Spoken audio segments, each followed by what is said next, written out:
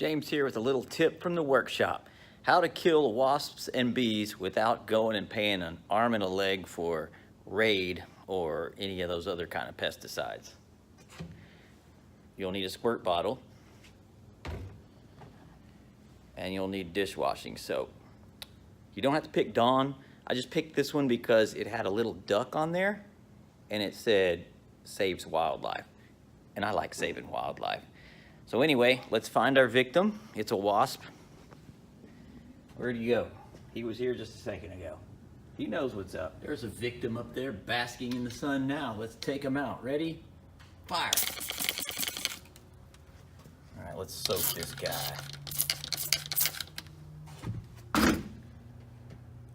Where's this dude? All right, there he is. So anyway, we soaked him up pretty good. Let's see how long it takes.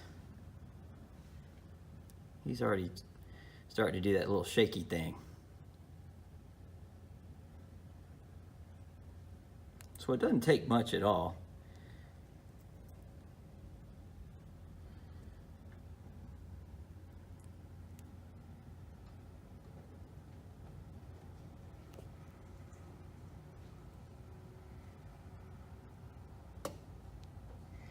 And that's it. I mean, if you wanted to be merciful, I guess you could just squish him. But I don't know how many of you have been stung by a yellow jacket. This is pretty sweet revenge. Plus, it's good for nature. All right.